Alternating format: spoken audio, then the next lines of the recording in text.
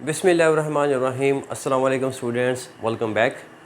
जी students, तो आज हम बेटा सीखेंगे जो लेक्चर आज का हमारा लेक्चर होगा रिपल टैंक पर कि रिपल टैंक क्या है, इसकी जो कंस्ट्रक्शन है, इस पर जो वेव्स बनती हैं वो कैसे बनती हैं। ठीक है, तो रिपल टैंक का आज हम पोस्टमार्टम करने लगे हैं, इसका इंट्रोडक्शन हम करने लगे हैं। तो चलिए बेटा स्टार्ट करते हैं आज का टॉपिक। तो सबसे पहले रिपल टैंक है क्या, इसकी डेफिनेशन मैंने यहाँ पे लिखी हुई है कि it is a device which is use to study properties of wave. कि ये हमारे पास बेसिकली एक डिवाइस होती है जिसमें हम वेव्स की जो खसूसियात हैं, जो उसके फीचर्स जो हैं, जो उसकी जो प्रॉपर्टीज़ हैं, उसको बेटा हम स्टडी करते हैं। क्लियर? अच्छा, अब इसमें जो वेव्स होती हैं वो वेव है कौन सी? तो आंसर है कि ये जो वेव होती हैं इनका नेचर मैकेनिकल वेव जैसा होता है। ठीक है, इनमें इनका ये जो वेव्स हैं ये कौन सी वेव्स हैं? मैकेनिकल वेव्स हैं। तो रिपल टैंक जो है ये वेव्स को जनरेट करता है, लेकिन कौन सी वेव्स को? मैकेनिकल वेव्स को।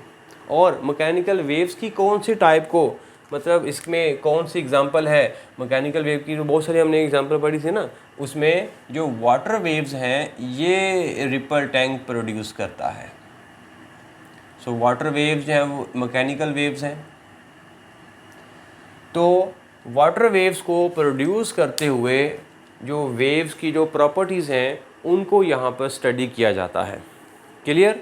तो फिर से कि ripple tank is a device which is used to produce mechanical waves and to study the properties of these mechanical waves। कि mechanical waves को produce करता है, फिर हम उन्हीं mechanical waves को आगे study करते हैं, उनकी खसूसियात को study करते हैं। ठीक है, तो this is the definition of mechanical waves।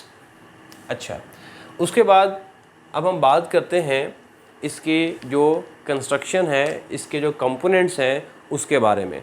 तो कंस्ट्रक्शन के लिए आप सबसे पहले ये एक एनिमेशन देखें, फिर हम जो वो इसके पार्ट्स के नाम देखेंगे।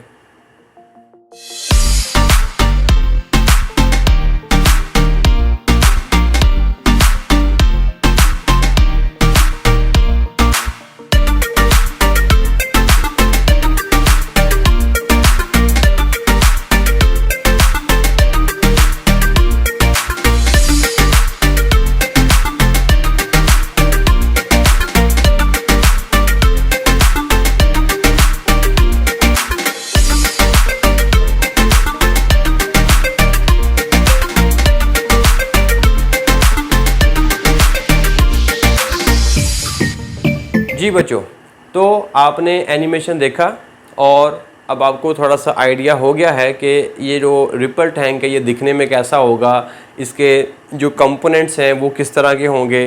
क्लियर? तो अब हम इसी चीज़ को थोड़ा सा मज़ीद जब वो एक्सप्लोर करते हैं कि जैसा कि आपने वीडियो में देखा कि ये हमारे पास जब वो एक ट्रे होता है जिसको हम बोलेंगे वाटर ट्रे। तो नाम से ज़ाहिर है कि इस ट्रे में हम क्या करते हैं? पानी को भरते हैं। ठीक है, अब हम इसको साथ साथ थोड़ा सा लिख भी लेते हैं। Construction, that is components of ripple tank. Construction में कौन कौन से जो कंपोनेंट्स हैं इसके वो होते हैं और उन कंपोनेंट्स का आगे फंक्शन क्या है। क्लियर? तो पहले नंबर पे हमने क्या देखा? एक वाटर ट्रे। जो पहला कंपोनेंट है वो हमारे पास हुआ, that is called water tray. और ये अमूमन या वो ग्लास की बनी हुई होती है। क्लियर? फिर उसके बाद आगे चले तो ये हमारे पास जो है वो इसी वाटर ट्रे के ऊपर हमने एक वाइब्रेटर रखा होता है, वुडन ब्लॉक रखा होता है और ये वाइब्रेटर कहलाता है। वाइब्रेटर, अब इसके नाम से ज़ाहिर है कि ये वाइब्रेट करेगा। ठीक है, तो दूसरा एक कंपोनेंट है that is called wooden block. और ये जो वुडन ब्लॉक है ये बेसिकली वाइब्रेटर है और बेसिकली यही सोर्स ऑफ वेव्स कहलाता है। ठीक है, इसी वाइब्रेटर से हमने क्या करना है, वेव्स को जनरेट करना है, that is called source of waves. Clear, इसको हम जो वो सोर्स भी कह सकते हैं कि ये हमारे पास एक सोर्स है। अच्छा जी, फिर उसके बाद यहाँ पर जो वेव्स को जनरेट किया जाएगा उसको देखने के लिए हमें एक बल्ब चाहिए होगा, हमें रोशनी चाहिए होगी। ठीक है, उस रोशनी को हासिल करने के लिए, ठीक है, हम कोई बल्ब या कोई लैंप यूज़ करेंगे। तो तीसरा हमारे पास जो कंपोनेंट है दैट इज़ कॉल्ड बल्ब या लैंप। ठीक है जी, what is the function of this bulb? To see the waves clearly. ठीक है जी, हमने अगर वेव्स को क्लियरली देखना है तो हमें एक रोशनी का सहारा लेना पड़ेगा, हमें जब वो लाइट की ज़रूरत पड़ेगी, बल्ब की ज़रूरत पड़ेगी हमें। इस वजह से हमने इसके ऊपर एक लैंप को एडजस्ट करते हैं। फिर जब ये बल्ब को हम रोशन करते हैं तो ये इसके ऊपर जाके पड़ता है, रोशनी इस ट्रे के ऊपर पड़ती है, तो ट्रे से रोशनी गुजरकर नीचे हमें कुछ अक्स मिलता है। ठीक है, ये जो वेव्स यहाँ पे बनेंगी, इन वेव्स का अक्स हमें यहाँ पर नीचे मिलेगा। This is called screen. ठीक है जी, तो चौथा जो हमारे पास जो कंपोनेंट होगा इसका, दैट इज़ कॉल्ड बेटा स्क्रीन। ये कोई पेपर शीट भी हो सकती है, वाइट कलर की कोई शीट रख दें।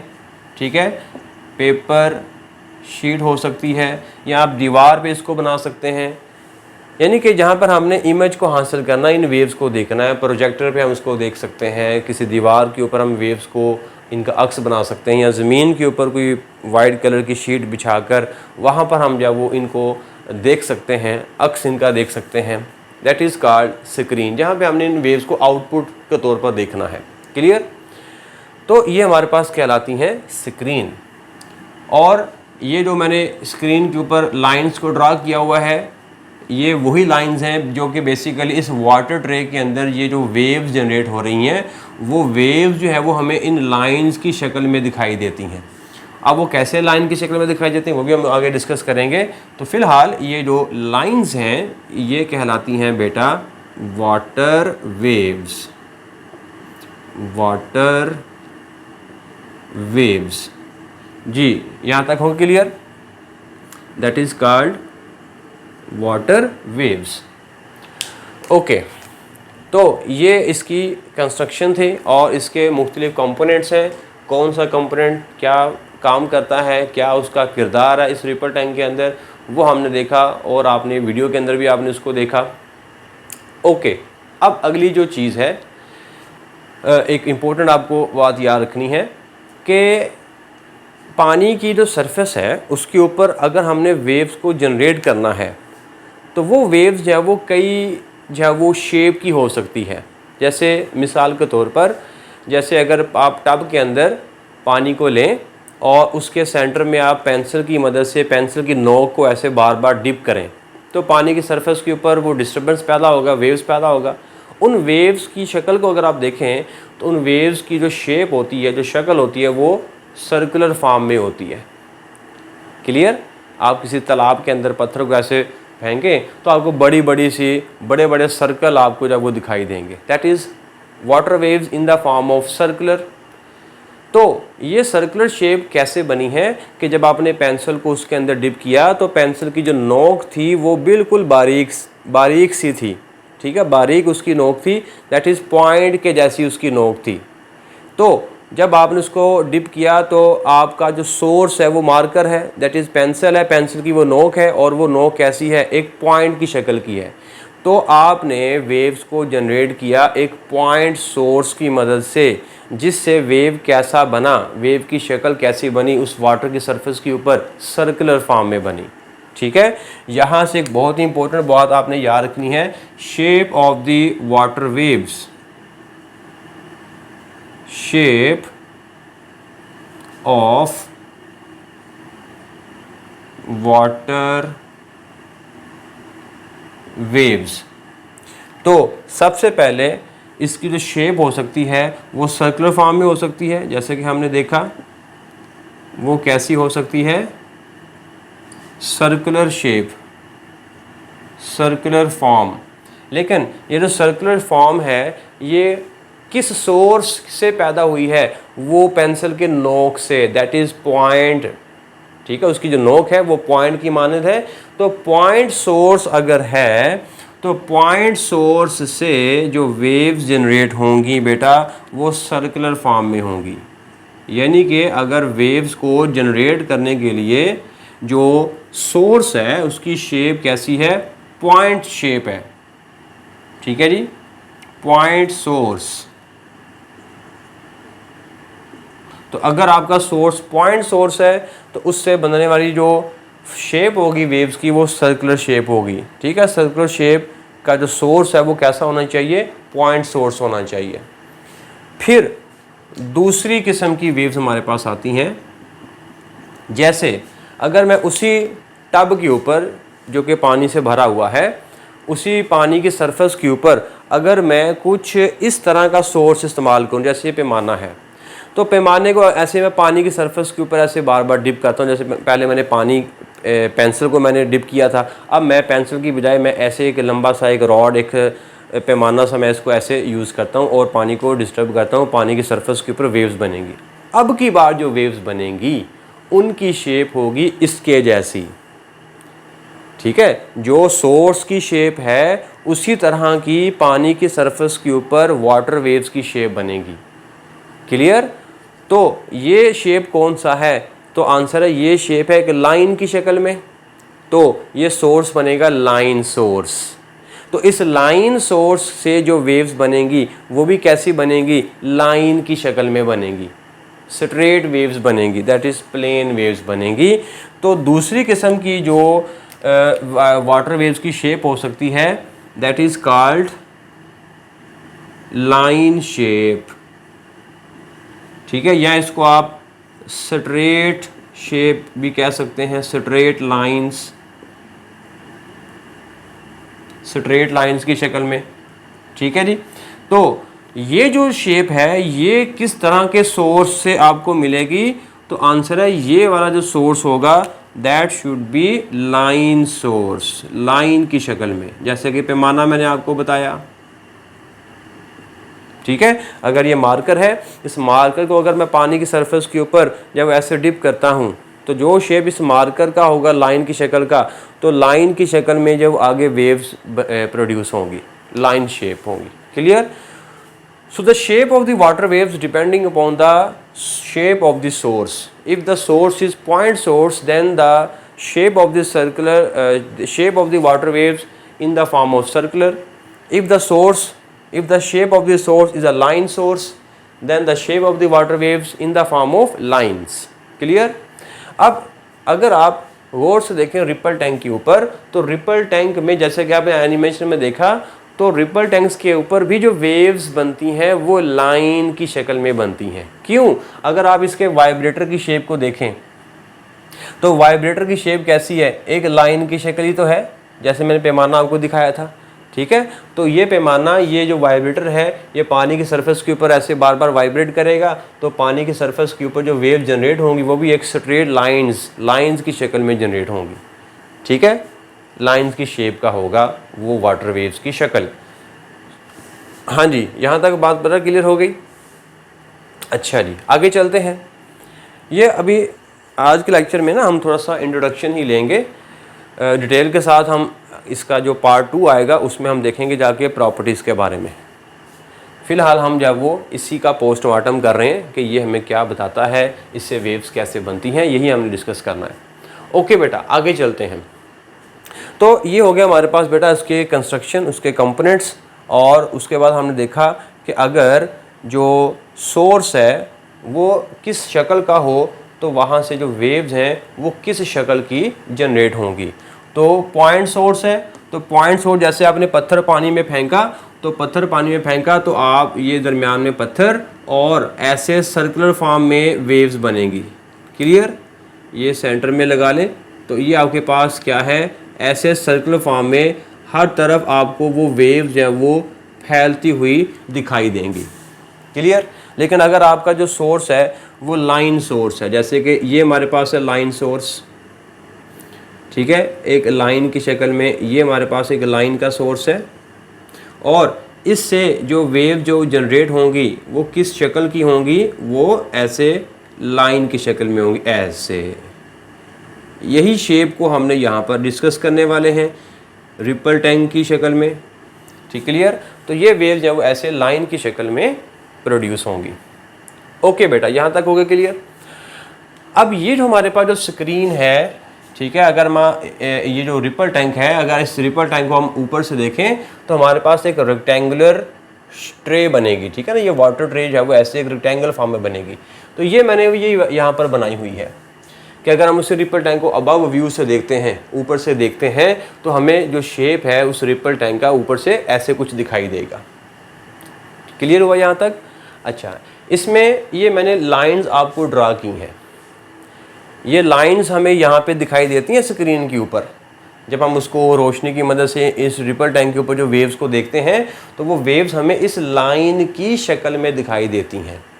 अब ये लाइन कैसे बनती हैं वो आपने देख लिया। एक तो वजह है सोर्स, ठीक है, सोर्स ऐसा है जो कि लाइन की शक्ल का है, इसलिए जो वेव्स बनेगी वो भी लाइन की शक्ल में बनेगी।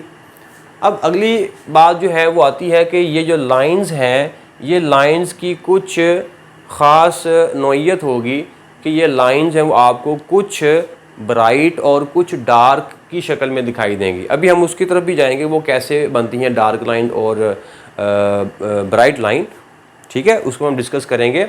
तो फ़िलहाल उससे पहले वो देखें कि वो जो शेप मैंने बनाया है वो अबव व्यू है। ठीक है जी, अबव व्यू, कि इसकी सरफेस के ऊपर जो वेव्स बनेंगी वो ऐसे ऐसे ट्रांसवर्सल वेव की होंगी, ट्रांसवर्सल नेचर की होंगी। पानी की सरफेस के ऊपर जो वेव बनती हैं वो कैसी होती हैं? ट्रांसवर्सल वेव होती हैं। क्लियर? अच्छा, तो यहाँ पर अगर मैं इसी चीज़ को ऐसे भी बनाऊँ, अगर मैं इसको ट्रांसवर्स की शक्ल में शो करूँ कि ये हमारे पास ऐसे ऐसे ऐसे ऐसे यूँ,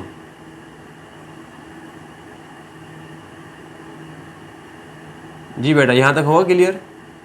कि ये मैंने वेव्स को बना दिया। यानी कि अगर पानी की ये जो सरफेस है, अगर इसको हम साइड से देखें, ठीक है, ऊपर से देखने पर हमें लाइन की शक्ल दिखाई देगी, और अगर हम उसको साइड से देखें तो साइड से हमें ऐसे ये ट्रांसवर्सल नेचर में दिखाई देंगी।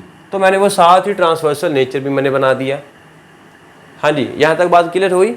तो हम जानते हैं कि ये जो क्रस्ट है, ये वाला जो, चले हम यहाँ पे बना लेते हैं कि ये हमारे पास जो क्रस्ट है, ये वाला क्रस्ट और उसके साथ वाला क्रस्ट, तो दो क्रस्ट के दरमियान जो डिस्टेंस होता है वो क्या होता है? दो क्रस्ट के दरमियान जो डिस्टेंस होता है वो क्या होता है? वेवलेंथ होती है। क्लियर? तो यहाँ से लेकर यहाँ तक ये जो डिस्टेंस है, this is called wavelength, this is called wavelength. Clear बेटा? यहाँ तक दो क्रस्ट के दरमियानी फासले को हमने क्या नाम दिया हुआ है? वेवलेंथ का नाम दिया हुआ है। ठीक है, तो एक लाइन और अगली लाइन, जो एक लाइन है वो क्रस्ट को ज़ाहिर कर रही है और उसके साथ वाली लाइन वो अगला क्रस्ट होगा। तो दो लाइंस, दो क्रस्ट के दरमियानी फासले को हमने क्या नाम दिया हुआ है? ट्रफ का नाम दिया हुआ है। क्लियर? अच्छा, उसके बाद ये जो लाइन है, ये लाइन क्रस्ट कहलाती है। अब ध्यान से देखिएगा, ठीक है, कि ये जो एक ब्राइट लाइन है, ये जो मैंने एक लाइन ड्रा की है ब्लू लाइन, ये वो फ़र्ज़ करें ये वो ब्लू लाइन है, ये वो ब्लू लाइन होगी। अच्छा, ब्लू लाइन और अगली ब्लू लाइन के दरमियान कोई लाइन नहीं है, मतलब खाली जगह है। ये जो खाली जगह है ये उस वेव का ट्रफ होगा, ये उस वेव का क्या है? ट्रफ है। ठीक है ना? देखें फिर से, अगर मैं ट्रांसवर्स वेव को ऐसे बनाऊं, कि ये मेरे पास एक ट्रांसवर्स वेव है, तो इसका ये वाला ट्रफ है और ये क्रस्ट है। तो क्रस्ट के नीचे अगर मैं एक लाइन ड्रा कर दूं, ये ऐसे लाइन होगी ड्रा, और ये क्रस्ट है, इसके नीचे मैंने एक लाइन ड्रा कर देता हूँ, ये हमारे पास एक लाइन ड्रा होगी। क्लियर? तो आप देख सकते हैं कि दो लाइंस के दरमियान एक खाली जगह है। तो ये जो खाली जगह है ये किसका हिस्सा है? ये सारा ट्रफ का हिस्सा है। और जो लाइन वाला हिस्सा है, मतलब ये जो ब्राइट वाला हिस्सा है, जो कि क्रस्ट के नीचे ये जो लाइन मैं बना रहा हूँ, ये डार्क लाइन जो है, ठीक है जी, इसको वैसे ब्राइट लाइन बोलेंगे, है तो वैसे मैंने डार्क बनाई है लेकिन इसको ब्राइट बोलेंगे। खैर, तो क्रस्ट के जो नीचे वाला हिस्सा है, ये मैंने जो लाइन ड्रा की है ब्लैक कलर की, ये वाला हिस्सा, ठीक है, क्रस्ट है, और ये वाला हिस्सा भी हमारे पास क्या हो जाएगा? क्रस्ट हो जाएगा। जी बेटा, यहाँ तक हुआ क्लियर? तो ये क्रस्ट और ये क्रस्ट के दरमियानी फासले को हम क्या नाम देंगे? यस, वेवलेंथ का नाम देंगे। ठीक हो गया? जिसमें ये वाला हिस्सा क्या कहलाएगा बेटा? क्रस्ट कहलाएगा, और ये दरमियानी हिस्सा क्या कहलाएगा बेटा? ट्रफ कहलाएगा। फिर हमारे पास ये वाला हिस्सा क्या बन जाएगा? क्रस्ट बन जाएगा। फिर इसके साथ जो होगा वो ट्रफ होगा, इसके साथ ये वाला हिस्सा जो है वो ये ट्रफ का हिस्सा हो गया। तो इस तरह ये crust trough crust trough crust trough, ये नीली लाइन क्रस्ट खाली जगह ट्रफ, नीली लाइन क्रस्ट खाली जगह ट्रफ, नीली लाइन क्रस्ट खाली जगह ट्रफ। तो ऐसे ये एक पूरी वेव बनेगी। क्रस्ट और ट्रफ मिलकर एक वेव बनाते हैं। यहाँ तक बात क्लियर हो गई? अच्छा, अब अगर ये जो एक लाइन है ना, एक लाइन, इस एक लाइन को, यानी कि सिंपल अगर मैं क्रस्ट की बात करूं या सिर्फ मैं अगर ट्रफ की बात करूं, तो वो एक सिंगल जो क्रस्ट है उसको बेटा हम नाम देंगे वेव फ्रंट। ध्यान से, ये जो एक सिंगल लाइन है ना, ये जो सिंगल लाइन है, इसको बेटा हम क्या नाम देंगे? Wave front. क्लियर? इसको हमने क्या नाम दिया? Wave front. जैसे आप समंदर के करीब किनारे पे खड़े हैं और आपके सामने ऐसे वेव आ रही है, पानी की एक बहुत बड़ी लहर आपकी तरफ आ रही है। तो आप जब उसको सामने से खड़े होकर देखेंगे तो आपको सिर्फ वेव का फ्रंट वाला हिस्सा ही दिखाई देगा। हालांकि पूरी की पूरी वेव आपकी तरफ आ रही है, लेकिन सामने से खड़े होकर आपको सिर्फ कौन सा हिस्सा दिखाई देगा? वेव का सिर्फ फ्रंट वाला मुंह दिखाई देगा, दैट इज फ्रंट दिखाई देगा। तो उसको हमने क्या नाम दे दिया? Wave front. ठीक है? जैसे ये मेरे पास एक पैमाना है, तो ये पैमाना जैसे फर्ज करिए आपकी तरफ आ रहा है, आपकी तरफ आ रहा है, तो आपकी तरफ आते हुए आपको पैमाने का सिर्फ ये वाला हिस्सा, सामने वाला हिस्सा दिखाई देगा, जो कि इस पैमाने का फ्रंट कहलाता है। हालांकि पूरे का पूरा पैमाना, पूरे की पूरी वेव आपकी तरफ आ रही है, लेकिन सामने से खड़े होकर आपको क्या लगेगा? जैसे सिर्फ और सिर्फ फ्रंट आपकी तरफ आ रहा है वेव का। यस, इस फ्रंट को हमने क्या नाम दे दिया? वेव फ्रंट का नाम दे दिया यहाँ पर। क्लियर? तो एक जो लाइन है, ये जो एक लाइन है, अगर मैं इस रिपल टैंक के यहाँ पे खड़े होकर देखूं तो रिपल टैंक में वेव्स मेरी तरफ आ रही हैं, तो मुझे क्या लगेगा? जैसे वेव का सिर्फ फ्रंट मेरी तरफ आ रहा है, वेव का एक क्रस्ट मेरी तरफ आ रहा है, फ्रंट मेरी तरफ आ रहा है। क्लियर? उसी एक लाइन को मैंने नीचे क्या लिख दिया? Wave front. तो दो वेव फ्रंट के दरमियानी फासले को हमने क्या नाम दे दिया? वेवलेंथ दे दिया। ठीक है? फ्रंट, वेव फ्रंट क्या है? वो वेव फ्रंट या तो ट्रफ होगा मेरे सामने जो आ रहा होगा, या वो क्रस्ट होगा। क्लियर? तो क्रस्ट आ रहा है, उस क्रस्ट से पीछे एक और क्रस्ट होगा, और दोनों क्रस्ट के दरमियान जो फासला होगा वो वेवलेंथ होगा। तो यही मैंने यहाँ पे लिखा है कि दो जो लाइंस हैं उनके दरमियान जो फासला है वो क्या कहलाएगा? वेवलेंथ कहलाएगा। जी बेटा, यहाँ तक बातें होगी क्लियर? बहुत इंपॉर्टेंट बातें हो रही हैं यहाँ पर। ओके, इस डायग्राम को भी अपने माइंड में रखें। ठीक है? कि ये एक हमारे पास एक लाइन है जो कि क्रस्ट की है, फिर अगली खाली जगह है वो ट्रफ है, फिर ये एक लाइन आ गई, ये क्रस्ट है, और फिर अगली जो खाली जगह वो हमारे पास ट्रफ होगी। ये सब पूरी मिलकर, ये क्रस्ट और ट्रफ मिलकर हमारे पास एक transversal wave, that is water waves बनाती हैं। ओके, अब आगे चलते हैं। अब ये जो वेव्स यहाँ से जनरेट हो रही हैं, ये अगर सिंपल, अगर मैं देखें, अगर वेव्स को अगर मैं ऐसे ही बना दूं, ठीक है, ये जो रिपल टैंक के ऊपर वेव्स जनरेट होती हैं वो इस शक्ल की होती हैं, लाइन की शक्ल की। अब अगर मैं इन लाइंस को ऐसे ड्रा कर दूं, तो आपको अगर आपसे पूछूं कि बताओ कि ये जो वेव्स मैंने ड्रा की हैं, वेव्स ही है ना जो रिपल टैंक के ऊपर बनी है, ये वेव्स किधर जा रही हैं? आया कि ये इधर जा रही हैं या इधर जा रही हैं? बताएं, सोचें ज़रा, वीडियो को पॉज करके ये बताएं कि ये जो सारे वेव के जो वेव फ्रंट्स हैं ये किधर मूव कर रहे हैं? आया कि राइट साइड पे जा रहे हैं कि लेफ़्ट साइड पे जा रहे हैं? तो आप नहीं बता सकते, ठीक है, आप नहीं बता सकते कि ये जो वेव फ्रंट्स हैं ये किधर जा रहे हैं, मतलब ये वेव्स किधर जा रही हैं। तो इसको ज़ाहिर करने के लिए हम एक तरीका इस्तेमाल करते हैं, ठीक है, दैट इज़ कॉल्ड रे। आपने लफ्ज़ वेव का भी सुना होगा और रे का भी सुना होगा, तो आप क्या इनमें मुझे फ़र्क बता सकते हैं? ठीक है, तो वेव क्या होती है? वेव है डिस्टर्बेंस जो कि उस मीडियम में पैदा हुई है, दैट इज़ एनर्जी को ट्रांसफ़र होना है, ठीक है, एक पॉइंट से दूसरे पॉइंट की तरफ, तो वो एनर्जी जा रही है, मतलब वो वेव जा रही है। लेकिन यहाँ पर भी तो वेव जा रही है, लेकिन किस तरफ जा रही है वो हम नहीं बता सकते इस डायग्राम को देखते हुए। तो वेव की जो प्रोपगेशन होती है, जिस तरफ वेव जा रही होती है, that is called propagation of wave. तो उस प्रोपगेशन को अगर हमने जाहिर करना है तो उस जाहिर करने को हम नाम देंगे रे। क्लियर? तो रे बेसिकली क्या हुआ? रे बेटा होता है रिप्रेजेंटेशन। रे एक रिप्रेजेंटेशन होता है जो किसी वेव की प्रोपगेशन को जाहिर करने में यूज होता है।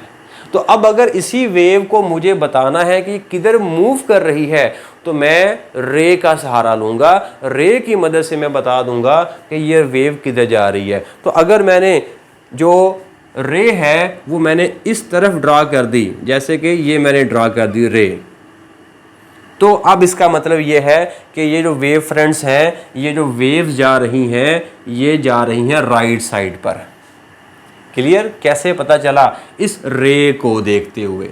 तो इसी वजह से जो रे है ये बहुत इंपॉर्टेंट होती है। तो रे और वेव में फ़र्क क्या हुआ? वेव एनर्जी का ट्रांसफ़र होता है, लेकिन रे उसी एनर्जी के ट्रांसफ़र की डायरेक्शन को ज़ाहिर करता है कि वेव आया कि किधर जा रही है। Representation of propagation of A wave is called रे। ठीक है जी। रे की डेफिनेशन फिर हम क्या लिखेंगे कि इट इज अ रिप्रेजेंटेशन, ये एक रिप्रेजेंटेशन है किसका? ऑफ प्रोपगेशन का। ये प्रोपगेशन का रिप्रेजेंटेशन है। किसकी प्रोपगेशन? Of A wave. कि वेव की प्रोपगेशन का जो रिप्रेजेंटेशन होता है, जो जाहिर करने का तरीका होता है, उसको हम नाम देते हैं बेटा रे। क्लियर? तो ये एक पॉइंट याद रखिएगा कि व्हाट इज मेंट बाय रे। सो रे is a representation of propagation of A wave, के वेव को किस तरफ प्रोपोगेट करवाना है उस तरफ हम रे बना देंगे। अगर मैंने रे इस तरफ बनाई है मतलब वेव इधर जा रही है, अगर मैंने रे इस तरफ बनाई है तो मतलब वेव इधर जा रही है, अगर मैंने रे ऊपर की तरफ बनाई है मतलब वेव ऊपर जा रही है, प्रोपोगेशन ऊपर हो रहा है। क्लियर बेटा यहाँ तक? तो रे जो है ये बेसिकली क्या होता है? एक रिप्रेजेंटेशन होता है। किस चीज़ को ज़ाहिर करने का रिप्रेजेंटेशन? वेव फ्रंट्स की मूवमेंट का, वेव की प्रोपोगेशन का। तो ये सारे के सारे वेव फ्रंट्स मतलब अब इधर आ रहे हैं। यहाँ तक बता बात क्लियर हो गई? अच्छा, अब आगे चलते हैं। अब ज़रा इसको गौर से देखें कि जो रे है और वेव फ्रंट्स है, रे और वेव फ्रंट्स के दरमियान एंगल कितना बना हुआ है? ज़रा सोच के बताएं। यस, 90 का एंगल बना हुआ है। ठीक है। सो द एंगल बिटवीन रे and a wave front always 90, always 90। ये बात हमें यहाँ पे नोट कर लेनी चाहिए। मैं इसको यहीं पे मेंशन कर देता हूँ। ठीक है, कि angle between a ray and wave front always 90 degree. जी बेटा, ये बहुत ही इंपॉर्टेंट बात है, ठीक, कि वेव और रे और वेव फ्रंट के दरमियान एंगल हमेशा कैसा होना चाहिए, 90 का एंगल होना चाहिए। तो ये प्लेन वेव फ्रंट की हमने बात की। अगर हम सर्कुलर पाथ जो सर्कुलर शेप वाली हैं उन पर भी हम यही वाला कुलिया अप्लाई कर सकते हैं। जैसे कि ये हमारे पास एक सर्कुलर वेव फ्रंट है, ठीक है जी, ये एक सर्कुलर वेव फ्रंट है जिसका सोर्स क्या होगा, जिसका सोर्स है पॉइंट सोर्स है। ओके, तो अब ये बहुत सारे जो वेव फ्रंट्स हैं, जैसे कि मान लीजिए कि ये एक और हम बना लेते हैं और एक और हम बना लेते हैं। अब ये सारे के सारे वेव फ्रंट्स किधर जा रहे हैं, उसके लिए हम क्या करेंगे, ये मैंने रे बना दी, इस तरफ, इस तरफ, इस तरफ, इस तरफ, इस तरफ, यानी कि पानी की सरफेस के ऊपर जब मैं पत्थर को गिराऊंगा तो वो सर्कल आपको हर तरफ जाते हुए मालूम होंगे, हर तरफ जाते हुए दिखाई देंगे।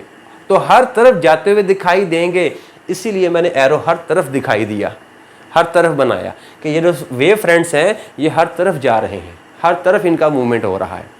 तो अब अगर आप यहाँ पे सोचें कि वेव फ्रंट और रे के दरमियान एंगल कितना है, ये सोच के बताएं।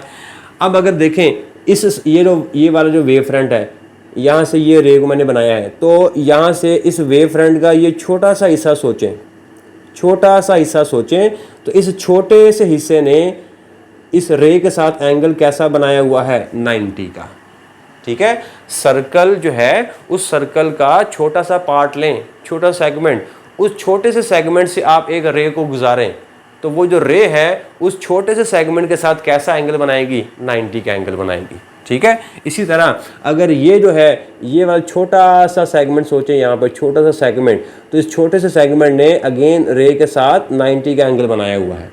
तो जो वेव फ्रंट है और जो रे है ये हमेशा आपस में 90 के एंगल पर रहते हैं, ठीक हो गया। यही बात मैंने यहाँ पे मेंशन कर दी है यहाँ तक। जी प्यारे बच्चों, यहाँ तक बातें होगी क्लियर, बहुत ही इंपॉर्टेंट बातें जा रही हैं, ठीक है। ये देख रहे हैं सारा इंट्रोडक्शन ही हो रहा है अभी रिपल टैंक के मतलब, अभी इसको प्रॉपर्टीज़ आनी है। प्रॉपर्टीज़ में जब हम जाएंगे इंशाल्लाह हम वहाँ पे भी डिटेल से बातें करेंगे, वहाँ पर जाके भी। ओके बेटा, यहाँ तक होगा क्लियर। तो ये हमने देखा कि कैसे जो वेव फ्रंट्स हैं और रे जो है उसके दरमियान एंगल 90 का होता है, और जिस तरह हमने रे को बना दिया होता है इसका मतलब कि वहाँ पे जो वेव फ्रंट्स है उस डायरेक्शन में जा रहे होते हैं। ओके हो गया बेटा, यहाँ तक बातें होगी क्लियर। अच्छा, अब ये अगला सवाल पैदा होता है कि ये देखें, ये जो आप स्क्रीन के ऊपर जब आप इन वेव्स को, इनकी मूवमेंट को देखते हैं, तो ये जो वेव फ्रंट्स आपको स्क्रीन के ऊपर दिखाई देते हैं ये डार्क और ब्राइट लाइंस की शक्ल में दिखाई देते हैं, ठीक है। फिर से ये जो आपको वेव फ्रंट्स आपको दिखाई देते हैं, हम यहाँ पे तो मेंशन कर लेते हैं कि on screen,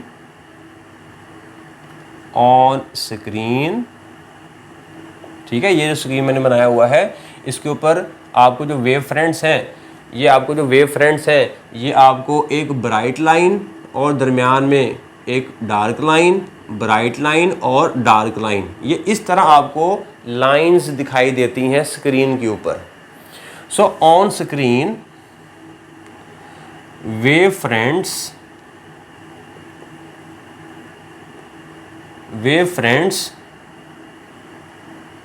look like bright and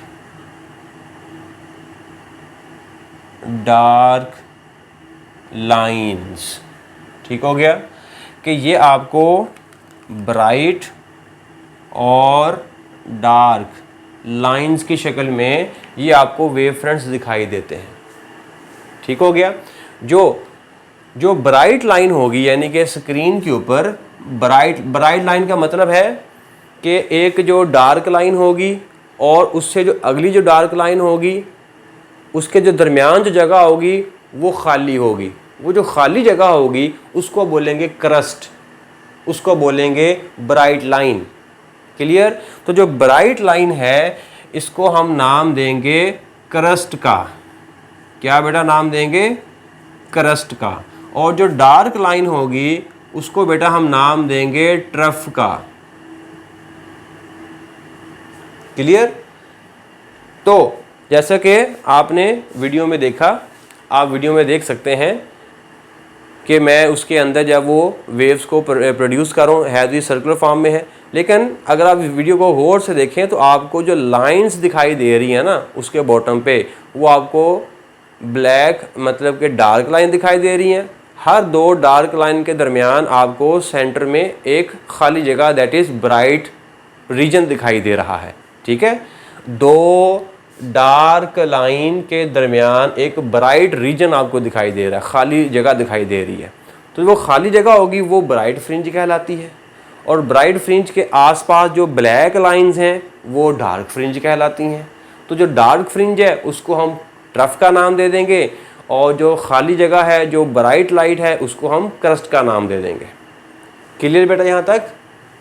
okay, तो ये हमारे पास है क्रस्ट और trough that is bright fringes and dark fringes. इसको फ्रिंजेस भी कह सकते हैं। ये लाइंस है इसको हम नाम दे सकते हैं फ्रिंजेस। ये आपकी बुक में ना एक साइड पे एमसीक्यूज भी बना हुआ है, एमसीक्यूज नहीं है, एक क्विक क्विज के नाम से सफ़ा नंबर 13 के ऊपर है कि मैं क्वेश्चन को यहाँ पे पढ़ता हूँ कि what do the dark and bright fringes on the screen of ripple tank represent. कि रिपल टैंक की स्क्रीन के ऊपर आपको जो ब्राइट और डार्क फ्रिंजेस हैं, जो लाइंस हैं, वो क्या ज़ाहिर करती हैं। तो यस, वो ये ज़ाहिर करती हैं कि जो ब्राइट फ्रिंज है वो क्रस्ट को ज़ाहिर करती है, जो डार्क फ्रिंज है वो ट्रफ को ज़ाहिर करती है। जी बच्चों, यहाँ तक बात होगी क्लियर? अब आखिरी जो चीज़ है थोड़ा सा इसको पॉइंट आउट करना है कि ये जो डार्क और ब्राइट फ्रिंजेस हैं ये बनती कैसे हैं। ये बहुत इंपॉर्टेंट है। ठीक है? इसको एक इन्फॉर्मेशन के तौर पर इसको याद रखने, बाद में आपके माइंड में क्वेश्चन पैदा हो सकता है कि सर ये जो फ्रिंजेस हैं ये बनती कैसे, मतलब डार्क क्यों बनेगी और ब्राइट क्यों बनेगी। ठीक है? उसको थोड़ा सा हम जो है वो इसको समझने की कोशिश करते हैं। ठीक है? ये जस्ट एक इन्फॉर्मेटिव पार्ट कहलाता है। ओके, अब यहाँ पर ये जो वेव्स हैं, ठीक है, ये ट्रांसवर्सल वेव्स कहलाती हैं। ठीक है? तो ट्रांसवर्सल वेव मतलब उसमें एक क्रस्ट होगा और एक क्या होगा, ट्रफ होगा। क्लियर? क्रस्ट और ट्रफ ऐसे ही होगा। पानी की जो सरफेस है वो ऐसे ऐसे ऊपर रिपल्स बन रहे होंगे। ठीक है? अब इसी के ऊपर हमने लाइट को भी फॉल किया हुआ है। ठीक है? ये हमारे पास क्या है, बल्ब, और बल्ब क्या कर रहा है, ऐसे लाइट रेज को फॉल कर रहा है। हर जगह पे ये आपको ये रोशनी पहुंचेगी। क्लियर? ये रोशनी जो है वो आपको हर जगह पर पहुंचेगी। अच्छा, अब यहाँ पर इसको मैं दो हिस्सों में तोड़ देता हूँ, यानी कि इसका क्रस्ट और ट्रफ में अलग कर देता हूँ। ठीक है? अब जो क्रस्ट वाला पार्ट है इसको ज़रा सोचें, इसके ऊपर भी रोशनी पड़ रही है और इसके ऊपर भी रोशनी पड़ रही है। ठीक है? अब ये जो क्रस्ट वाला हिस्सा है ना, क्रस्ट वाला हिस्सा एक्ट करेगा एज आ कन्वेक्स लेंस। अब ये मैंने क्या बोल दिया, जब हम चैप्टर नंबर 3 में जाएंगे लाइट वाले चैप्टर में, तो वहाँ पर जाकर हम कुछ लेंसेज और मिरर्स को पढ़ेंगे। तो लेंस में से जब हम लाइट को पास करवाते हैं ना, कन्वेक्स लेंस, दो तरह का लेंस हम वहाँ पे जाके पढ़ेंगे। तो ये जो टर्म है वहाँ से मैं उधार ले रहा हूँ, फिर हम वहाँ पे जाके डिटेल में भी बात करेंगे कि कन्वेक्स और कनकेव क्या है। तो कन्वेक्स लेंस की खासियत होती है कि जब उसके ऊपर हम वेव्स को, लाइट रेज को फॉल करवाते हैं, तो वो लाइट रेज को क्या कर देता है, एक ही जगह पर इकट्ठी कर देता है, दैट इज़ कन्वर्ज कर देता है। क्लियर? अगर लाइट रेज उसके ऊपर ऐसे फैलती हुई आएंगी तो वो तमाम फैलती हुई लाइंस को क्या कर देगा, इकट्ठी एक डायरेक्शन में मोड़ देगा, इकट्ठा कन्वर्ज कर देगा। और जो कनकेव लेंस होता है उसके ऊपर अगर हम वही लाइंस को, उन्हीं रेज को अगर फॉल करवाएं, तो कनकेव लेंस की प्रॉपर्टी होती है कि वो उन्हीं लाइंस को फैला देता है, डाइवर्ज कर देता है, फैला देता है। ये बात याद रखनी है। ठीक है? कन्वेक्स लेंस का काम होता है कि इकट्ठा कर देना, उनको लाइट रेज को इकट्ठा कर देना, और कनकेव लेंस का काम होता है कि उन्हीं लेंस को, उन्हीं लाइट रेज को क्या कर देना, फैला देना। क्लियर बेटा यहाँ तक? ओके। अब जब लाइट रेज जब वो इसके क्रस्ट और ट्रफ पे पड़ती हैं तो जो क्रस्ट होता है ये कन्वेक्स लेंस की तरह एक्ट करता है। ठीक है जी, एक्ट एज कन्वेक्स लेंस। और जो ट्रफ होता है ये एक्ट करता है एज कनकेव लेंस। तो अभी हमने पढ़ा कि जो कन्वेक्स लेंस होता है वो लाइट रेज को क्या कर देगा, अगर ऐसे 5 रेज ऐसे आ रही हैं, ठीक है, ये 5 रेज ऐसे आ रही हैं और ये ऐसे ऊपर आगे लेंस पे पड़ी, तो यहाँ से लेंस से पास होने के बाद ये सारी रेज ऐसे इकट्ठी हो जाएंगी। ठीक है, ये लाइट रेज आई, यहाँ से पास हुई और पास होने के बाद एक ही पॉइंट पे इकट्ठी हो जाएंगी। तो पहले ये फैली हुई थी, अब इकट्ठी हो गई। तो जब फैली हुई थी तब रोशनी ज़्यादा है, जब इकट्ठी होगी तब रोशनी ज़्यादा होगी। हाँ, जब वो इकट्ठी होंगी, जब वो लाइट पास होंगी तो वहाँ पे रोशनी इंटेंसिटी क्या हो जाएगी, ज़्यादा हो जाएगी, वो वाला हिस्सा ज़्यादा ब्राइट हो जाएगा। क्लियर? यही इसी चीज़ को ज़रा सोच कर रखें। तो जब हम इस वाले पार्ट पे जो कि अपना ये क्रस्ट है, इस क्रस्ट के ऊपर हम लाइट रेज को ऐसे फॉल करते हैं तो ये वाला हिस्सा क्या एक्ट करता है, कन्वेक्स लेंस की तरह बिहेव करता है। तो कन्वेक्स लेंस का काम क्या होता है कि सारी रेज को क्या कर देना, इकट्ठे कर देना। ठीक है, जब लाइट रे इसके ऊपर आके फॉल करेंगी इस क्रस्ट के ऊपर और क्रस्ट से पास होने के बाद वो सारी रेज क्या हो जाएंगी, सारी रेज एक ही जगह पर इकट्ठी हो जाएंगी। यानी कि जो क्रस्ट वाला हिस्सा है वो तमाम रेज को क्या कर देगा, इकट्ठा कर देगा। जब इकट्ठा कर देगा तो वो वाला रीजन कैसा होगा, ज़्यादा रोशन कि कम रोशन, ज़्यादा रोशन। और ज़्यादा रोशन वाले हिस्से को हम क्या नाम दे देंगे, ब्राइट फ्रिंज। ठीक है, तो ये वाला हिस्सा क्या बन जाएगा, ब्राइट पार्ट, यानी कि ब्राइट फ्रिंज। और ये जो है, ये वाला जो ट्रफ है ये एक्ट करता है एज अ कनकेव लेंस। तो कनकेव लेंस का काम होता है कि कनकेव लेंस का काम क्या होगा, अगर कनकेव लेंस के ऊपर ऐसे लाइट फैलती हुई आएंगी तो इसमें से पास होने के बाद ये मज़ीद फैल जाएंगी। जब ये मज़ीद फैल जाएंगी, दूर दूर चली जाएंगी, तो वो वाला हिस्सा रोशन ज़्यादा होगा कम होगा, कम हिस्सा रोशन होगा। तो जब लाइंस इकट्ठी होंगी इंटेंसिटी ज़्यादा होगी, रोशनी ज़्यादा होगी। जब लाइंस दूर दूर चली जाएंगी तो इंटेंसिटी कम हो जाएगी, रोशनी कम हो जाएगी, तो वो वाला हिस्सा कम रोशन होगा। तो कम रोशन वाले हिस्से को हम क्या नाम दे देंगे यहाँ पर, dark region, dark fringe, dark line. ठीक है, तो यहाँ पर जब लाइट इसके ऊपर आके फॉल करेगी तो ये लाइट रेज को क्या कर देगा, ट्रफ उसको मज़ीद दूर दूर फैला देगा। ठीक है, उसको मज़ीद दूर दूर क्या कर देगा, फैला देगा। तो फैलाने से इसके जो नीचे वाला जो रीजन है ये कैसा बनेगा, कम रोशन बनेगा। और कम रोशन को हम क्या नाम दे देंगे, डार्क रीजन या डार्क पार्ट या लाइन। जी बेटा, यहाँ तक हुआ क्लियर? तो अब आपको ये पता हो गया है कि इसमें जो ब्राइट और डार्क लाइंस हैं वो क्यों कर बनती हैं, वो कैसे बनती हैं। जी बेटा, यहाँ तक हुआ क्लियर? तो आज का टॉपिक बेटा यहाँ तक ही कि जिसमें हमने जो रिपल टैंक है उसकी जो कंस्ट्रक्शन है उसको देखा, उसकी जो बनावट है उसको देखा, इसमें जो वेव्स का जो शेप है वो कैसे बनता है, किस तरह का बनता है। ठीक है, वेव्स जिधर मूव करती हैं तो उनको अगर हमने रिप्रेजेंट करना है तो रे का सहारा लेंगे। ठीक है, फिर हमने वेव फ्रंट और रे के दरमियान एंगल को देखा और लास्ट पे हमने बात की कि रिपल टैंक के अंदर जो वेव्स हैं, जो फ्रिंजेस हैं, डार्क और ब्राइट फ्रिंजेस, वो कैसे बनती हैं। ठीक है बेटा जी, तो आज का टॉपिक हमारा यहीं पे ख़त्म होता है। तो अगले टॉपिक तक मुझे इजाज़त दें। अल्लाह हाफिज़।